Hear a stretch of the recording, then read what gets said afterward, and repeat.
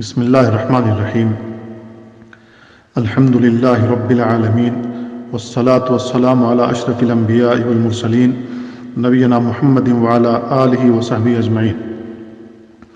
شیخ الاسلام محمد بن عبد الوہاب رحمہ اللہ اپنی کتاب التوحید میں 17واں باب اس طرح قائم کرتے ہیں کہ ہدایت دینا صرف اللہ تعالیٰ کے اختیار میں ہے۔ جب ہم قرآن کریم پڑھتے ہیں تو سب سے پہلے ہمیں سورہ فاتحہ میں یہ دعا ملتی ہے، اہدنا الصراط المستقیم، اے اللہ ہمیں سیدھے راستے کی ہدایت دے۔ اور سورہ بقرہ کے شروع میں ہمیں ملتا ہے کہ اللہ تعالیٰ نے قرآن مجید کو ہدایت دینے والی کتاب کہا ہے، ذالک الکتاب لا ریب فیہ ھدی للمتقین، یہ کتاب اللہ کی طرف سے نازل ہونے میں کوئی شک نہیں ہے، یہ متقیوں کے لیے ہدایت ہے۔ جب ہم نے سورہ فاتحہ میں اللہ تعالیٰ سے ہدایت مانگی تو اللہ تعالیٰ نے ہمیں بتلایا کہ ہر قسم کی ہدایت قرآن میں موجود ہے۔ جب ہم قرآن پڑھتے ہیں تو ہمیں ملتا ہے کہ رسول اللہ صلی اللہ علیہ وسلم ہدایت دینے والے ہیں، وَإِنَّكَ لَتَهْدِي إِلَىٰ صِرَاطٍ مُسْتَقِيمٍ، بے شک آپ سیدھے راستے کی طرف ہدایت دینے والے ہیں۔ جبکہ دوسری آیت میں یہ کہا گیا ہے کہ آپ کسی کو ہدایت نہیں دے سکتے بلکہ اللہ جسے چاہے ہدایت دیتا ہے، إِنَّكَ لَا تَهْدِي مَنْ أَحْبَبْتَ وَلَكِنَّ اللَّهَ يَهْدِي مَن يَشَاءُ، بے شک آپ جس کو چاہیں، جس کو پسند کرتے ہیں، جس سے محبت کرتے ہیں، اس کو ہدایت نہیں دے سکتے، لیکن اللہ جسے چاہے ہدایت دیتا ہے۔ اور دوسری آیت میں فرمایا لیس علیک ھداھم ولکن اللہ یہدی من یشاء، آپ کے اوپر ان کی ہدایت نہیں ہے لیکن اللہ جسے چاہے ہدایت دیتا ہے۔ یہاں خود سوال پیدا ہوتا ہے کہ پھر ہدایت کس کے ہاتھ میں ہے؟ تو اس کا جواب یہ ہے کہ ہدایت صرف اللہ کے ہاتھ میں ہے، جو اس سے ہدایت کا طلبگار ہو وہ انہیں ہدایت دیتا ہے۔ والذین اہتدوا زادہم ھدی وآتاہم تقواہم، وہ لوگ جو ہدایت چاہتے ہیں اللہ ان کی ہدایت میں اضافہ کر دیتا ہے اور انہیں تقوی عطا فرماتا ہے۔ تو شیخ الاسلام محمد بن عبد الوہاب رحمہ اللہ نے اس باب میں یہی ثابت کیا ہے کہ ہدایت اللہ کے ہاتھ میں ہے، اور باب بھی یہی قائم کیا ہے کہ ہدایت دینا صرف اللہ کے اختیار میں ہے۔ اور اس کے لیے سورہ قصص کی یہ آیت پیش کی ہے، سب سے پہلے ذکر کی ہے، انک لا تہدی من احببت ولکن اللہ یہدی من یشاء وہو اعلم بالمہتدین، اے محمد صلی اللہ علیہ وسلم یقیناً آپ جسے چاہیں ہدایت نہیں دے سکتے لیکن اللہ جسے چاہے ہدایت دیتا ہے اور وہ ہدایت پانے والوں کو خوب جانتا ہے۔ میرے بھائیوں، ہدایت کی 4 قسمیں ہیں، 4 طرح کی ہدایتیں ہوتی ہیں۔ پہلی ہدایت توفیق و الہام، دوسری ہدایت دلالت و ارشاد، تیسری فطری ہدایت، چوتھی جنت اور جہنم کی طرف ہدایت۔ توفیق، ہدایت توفیق و الہام سے مراد یہ ہے کہ اللہ اپنے کسی بندے کے دل میں ہدایت قبول کرنے کا جذبہ پیدا کر دے۔ انسانوں کے دل اللہ تعالیٰ کے ہاتھ میں ہیں، 2 انگلیوں کے درمیان ہیں، وہ انہیں جدھر چاہتا ہے پھیر دیتا ہے۔ دلوں کے ہدایت قبول کرنے کا جذبہ بھی اللہ ہی پیدا کرتا ہے، یہ معاملہ اس کے علاوہ کسی کے اختیار میں نہیں، حتیٰ کہ کوئی نبی بھی اپنی مرضی سے جسے چاہے مسلمان یا ہدایت یافتہ نہیں بنا سکتا۔ نبی کریم صلی اللہ علیہ وسلم کے رشتہ داروں میں سب سے زیادہ آپ کا ساتھ دینے والا اگر کوئی تھا تو آپ کے چچا ابو طالب تھے، لیکن اس کے باوجود آپ انہیں ہدایت کی توفیق نہ دے سکے۔ یہ ہدایت اللہ رب العالمین کے ساتھ خاص ہے۔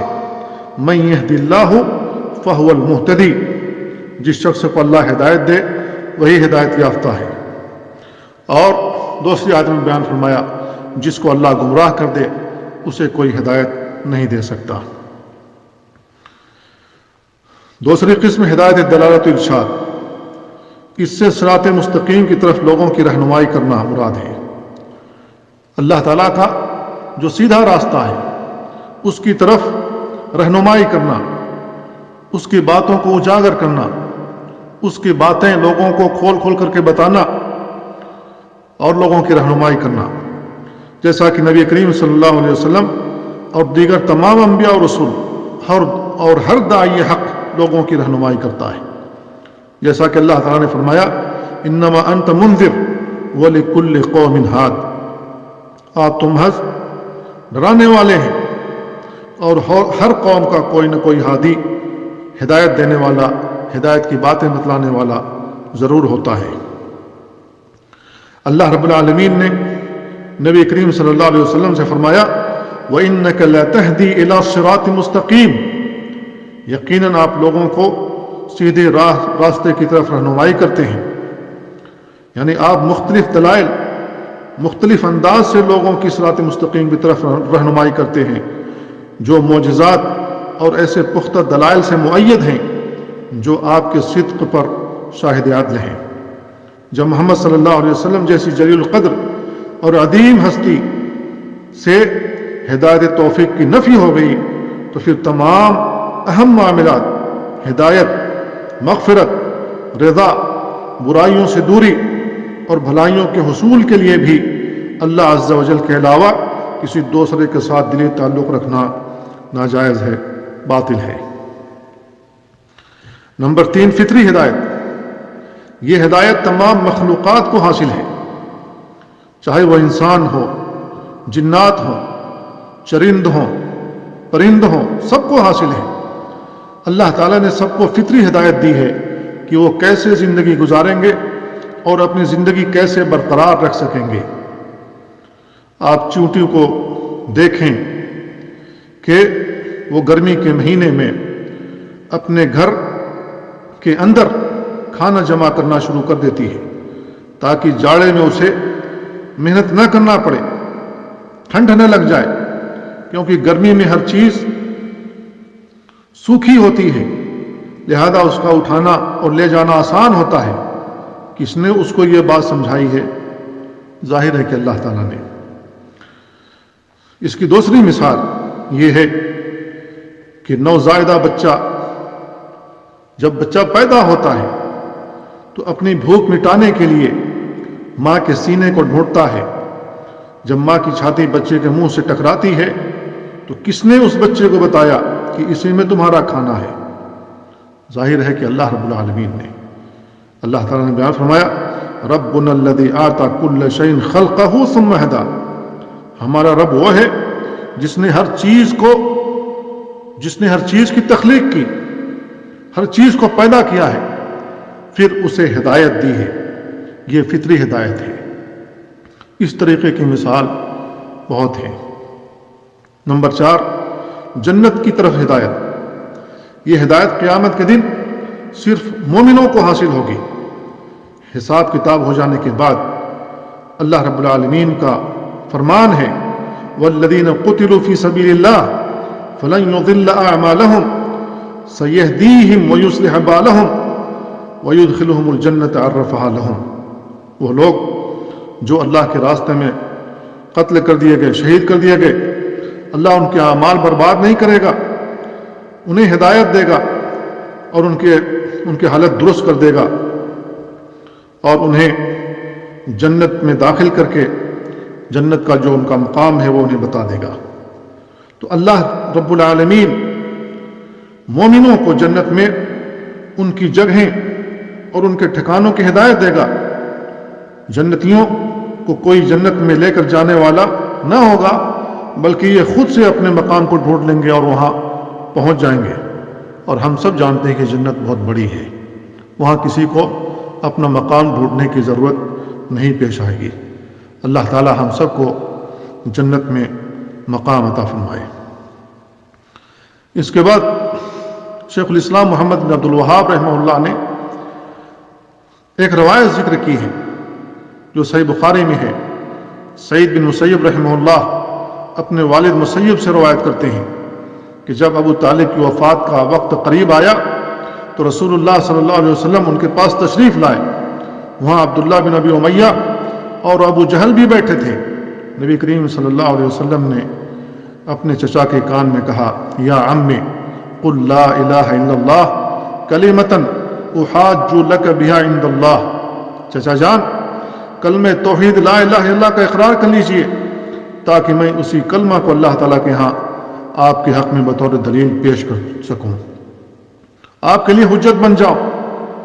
وہ دونوں عبداللہ بن ابی اور ابو جہل بولے، کیا آپ عبد المطلب کے دین کو چھوڑ دیں گے؟ نبی کریم صلی اللہ علیہ وسلم بھی اور وہ دونوں سردار اپنے اپنی بات کو دہراتے رہے۔ نبی کریم صلی اللہ علیہ وسلم انہیں کلمہ پڑھانے کی کوشش کرتے رہے، ہدایت کی طرف لانے کی کوشش کرتے رہے، اور یہ دونوں سرداران کفار قریش میں سے چچا ابو طالب کو کہتے رہے کہ کیا آپ اپنے باپ دادا کا دین چھوڑ دیں گے؟ بالآخر ابو طالب نے کہا کہ میں عبد المطلب کے دین پر ہوں۔ یہ ان کی زبان سے نکلا ہوا آخری کلمہ تھا کہ میں عبد المطلب کے دین پر ہوں، اور انہوں نے لا الہ الا اللہ کا اقرار کرنے سے انکار کر دیا۔ نبی کریم صلی اللہ علیہ وسلم نے بیان فرمایا، لَأَسْتَغْفِرَنَّ لَكَ مَا لَمْ أُنْهَ عَنْكَ، جب تک مجھے منع نہ کیا گیا، اللہ کی طرف سے مجھے جب تک منع نہ کیا جائے گا، میں ضرور آپ کے لیے مغفرت کی دعا کرتا رہوں گا۔ اس پر اللہ رب العالمین نے یہ آیت نازل فرمائی، ما كان للنبی والذین آمنوا ان یستغفروا للمشرکین ولو كانوا اولی قربا، نبی اور اہل ایمان کو زیبا نہیں کہ وہ مشرکین کے لیے مغفرت کی دعا کریں، خواہ وہ ان کے رشتہ دار ہی کیوں نہ ہو۔ اور اللہ رب العالمین نے ابو طالب کے بارے میں آیت نازل فرمائی، انک لا تہدی من احببت ولکن اللہ یہدی من یشاء وہو اعلم بالمہتدین۔ اے محمد صلی اللہ علیہ وسلم، بلا شبہ آپ جسے چاہیں ہدایت نہیں دے سکتے، لیکن اللہ جسے چاہے ہدایت دیتا ہے، اور وہ ہدایت قبول کرنے والوں کو خوب جانتا ہے۔ یہ صحیح بخاری میں روایت موجود ہے۔ اس روایت میں اللہ کے نبی صلی اللہ علیہ وسلم نے یہ بات جو کہی، لَأَسْتَغْفِرَنَّ میں جو لام ہے، لام قسم کا ہے، یعنی اللہ کی قسم، میں ضرور مغفرت کی دعا کروں گا۔ نبی کریم صلی اللہ علیہ وسلم نے حقیقتاً اپنے چچا کے حق میں مغفرت کی دعا بھی کی، لیکن کیا نبی کریم صلی اللہ علیہ وسلم کی دعا نے آپ کے چچا کو کوئی فائدہ پہنچایا؟ نہیں پہنچایا۔ کیوں؟ کیونکہ وہ مشرک تھے، انہوں نے کلمہ توحید لا الہ الا اللہ کا اقرار نہیں کیا۔ اسی وجہ سے مشرک کے حق میں استغفار اور شفاعت قطعاً مفید نہیں ہوگی، قطعاً مفید نہیں ہوگی۔ اسی وجہ سے رسول اللہ صلی اللہ علیہ وسلم نے اپنے چچا کے بارے میں بیان فرمایا کہ هو فی دحداح من نار لولا انا لکان فی الدرک الاسفل من النار، جہنم کے اندر انگاروں کی جوتی پہنا دی گئی ان کے پاؤں میں، جس کی وجہ سے ان کا دماغ کھولتا ہے، اگر میں نہ ہوتا تو وہ جہنم کے سب سے نچلے طبقے میں ہوتے۔ لیکن نبی کریم صلی اللہ علیہ وسلم کی خصوصی شفاعت کی وجہ سے ان کے عذاب میں تخفیف کر دی گئی ہے، لیکن انہیں جہنم سے چھٹکارا حاصل نہیں ہو سکا۔ نبی کریم صلی اللہ علیہ وسلم کو بھی یہ اختیار نہیں کہ وہ کسی مشرک کے گناہوں کی معافی میں اسے کچھ نفع دے سکیں، یا کوئی شخص اگر شرک کا ارتکاب کرتے ہوئے آپ کی طرف رجوع کرے تو آپ اس کی پریشانی کو دور کر کے یا بھلائی پہنچا کر اس کے کچھ کام آ سکیں۔ اسی لیے آپ نے فرمایا، لَأَسْتَغْفِرَنَّ لَكَ مَا لَمْ أُنْهَ عَنْكَ، اللہ کی قسم جب تک مجھے روکا نہ گیا میں آپ کے لیے استغفار کروں گا، آپ کی بخشش کی دعا کروں گا۔ چنانچہ اللہ تعالیٰ نے یہ آیت نازل فرمائی، ما كان للنبی والذین آمنوا ان یستغفروا للمشرکین ولو كانوا اولی قربا، نبی اور اہل ایمان کو زیبا نہیں کہ وہ مشرکین کے لیے مغفرت کی دعا کریں، خواہ وہ ان کے رشتہ دار ہی کیوں نہ ہوں، جبکہ یہ واضح ہو چکا کہ وہ جہنمی ہے۔ اس آیت سے یہ بات بالکل عیاں ہے کہ اللہ تعالیٰ نے اپنے نبی کو مشرکین کے لیے مغفرت کی دعا کرنے سے منع فرمایا ہے۔ اب اس صورت میں اگر یہ فرض کر لیا جائے کہ نبی کریم صلی اللہ علیہ وسلم عالم برزخ میں دعائے مغفرت کرنے کی قدرت رکھتے ہیں، تب بھی آپ کسی ایسے مشرک کے حق میں دعائے مغفرت نہیں کر سکتے جو اللہ کے علاوہ آپ سے شفاعت کا طلبگار ہو، آپ سے فریاد و استغاثہ کرے، آپ کے لیے جانور ذبح کرے، نذر و نیاز مانے، آپ کو عبادت کا اہل جانے، آپ پر توکل کرے، یا آپ کے سامنے اپنی حاجات و ضروریات پیش کرنے کے شرک میں مبتلا ہو۔ قرآن مجید کی اس آیت اور حدیث کے بعد شیخ الاسلام محمد بن عبد الوہاب رحمہ اللہ نے اس سے چند مسائل اخذ کیے ہیں۔ ان میں سب سے پہلا مسئلہ جو اخذ کیا ہے وہ یہ کہ اس باب میں آیت کریمہ انک لا تہدی من احببت کی تفسیر ہے۔ نمبر 2، آیت کریمہ ما کان للنبی والذین آمنوا ان یستغفروا للمشرکین ولو کانوا اولی قربا کی تفسیر اور شان نزول بھی بیان ہوا ہے۔ نمبر 3، کلمہ توحید لا الہ الا اللہ کا زبان سے اقرار ضروری ہے، اس میں علم کے ان دعوے داروں کی تردید ہے جو محض دلی معرفت کو کافی سمجھتے ہیں۔ کلمہ توحید لا الہ الا اللہ کو زبان سے اقرار کرنا، دل میں تصدیق کرنا اور اس کے مطابق عمل کرنا یہ ضروری ہے، صرف دلی معرفت کافی نہیں ہے۔ نمبر 4، جب نبی کریم صلی اللہ علیہ وسلم نے اپنے چچا سے لا الہ الا اللہ پڑھنے کو کہا تو ابو جہل اور اس کے ساتھی جانتے تھے کہ نبی کریم صلی اللہ علیہ وسلم کی اس سے کیا مراد ہے، اسی لیے وہ ابو طالب کو عبد المطلب کے مذہب پر قائم رہنے کی تلقین کرتے رہے۔ لیکن آج کا مسلمان جس کا عقیدہ بگڑ گیا، اس کو لا الہ الا اللہ کے بارے میں معلوم ہی نہیں ہے کہ لا الہ الا اللہ کا مقتضا کیا ہے، لا الہ الا اللہ ہم سے کیا مطالبہ کرتا ہے، لا الہ الا اللہ ہم سے کیا چاہتا ہے، لہذا وہ شرکیات میں مبتلا ہیں، اللہ رب العالمین کے ساتھ کھلے عام شرک کرتے گھومتے ہیں اور اللہ رب العالمین سے حیا بھی نہیں آتی۔ نمبر 5، نبی کریم صلی اللہ علیہ وسلم نے اپنے چچا کو مسلمان کرنے کی بھرپور کوشش کی تھی، حتیٰ کہ آخری وقت تک ان کا ساتھ نہیں چھوڑا، کان میں جا کر کے کہا کہ میرے چچا میرے کان میں لا الہ الا اللہ کہہ دیجئے، لیکن انہوں نے نہیں کہا۔ نمبر 6، جو لوگ ابو طالب اور اس کے اسلاف کو مسلمان سمجھتے ہیں، اس میں ان کی تردید ہے۔ یہ حدیث اور قرآن مجید کی آیت ان کی تردید کے لیے کافی ہے۔ نمبر 7، نبی کریم صلی اللہ علیہ وسلم نے ابو طالب کے حق میں مغفرت کی دعا کی، مگر اللہ رب العالمین نے نہ صرف اس کی مغفرت نہیں کی بلکہ نبی کریم صلی اللہ علیہ وسلم کو مشرکین کے لیے دعا کرنے سے بھی روک دیا۔ نمبر 8، برے لوگوں کی صحبت ہمیشہ نقصان دہ ہوتی ہے، جیسا کہ ابو طالب کے ساتھ پیش آیا۔ نمبر 9، اکابر و اسلاف کی تعظیم میں غلو کرنا نقصان دہ ہے۔ نمبر 10، باطل پرست لوگ اپنے اکابر والا دین اور طور و اطوار اختیار کرنے میں اس شبہ کا شکار ہیں کہ ابو جہل نے بھی ابو طالب کو یہی تلقین کی تھی۔ نمبر 11، نجات کا دار و مدار زندگی کے آخری اعمال پر ہے، کیونکہ اگر ابو طالب بوقت وفات کلمہ توحید کا اقرار کر لیتے تو کلمہ توحید کی وجہ سے انہیں جنت نصیب ہو جاتی، انہیں فائدہ ضرور پہنچتا۔ نمبر 12، گمراہ لوگوں کے دلوں میں راسخ اس بڑے مغالطے کے بارے میں غور و فکر کرنا چاہیے، اس لیے کہ ابو طالب کے قصے میں مذکور ہے کہ سرداران مکہ اسی مغالطے کی بنا پر ابو طالب سے جھگڑتے رہے، جبکہ نبی کریم صلی اللہ علیہ وسلم نے مبالغہ اور تکرار کے ساتھ ابو طالب کے سامنے کلمہ حق، کلمہ توحید پیش کیا، چونکہ ان لوگوں کے ہاں یہ بہت بڑی بات تھی کہ آبا و اجداد کے دین کو چھوڑا نہیں جا سکتا، اسی لیے وہ اپنی اسی بات پر ڈٹے رہے، بالآخر وہ جہنم رسید ہو گئے۔ اللہ تعالی ہمیں سیدھے راستے پر چلائے اور جب تک ہم زندہ رہیں اسلام پر قائم رہیں، ہماری وفات بھی اسلام پر ہو۔ وصلی اللہ وسلم علی نبینا محمد وعلى آلہ وصحبہ اجمعین.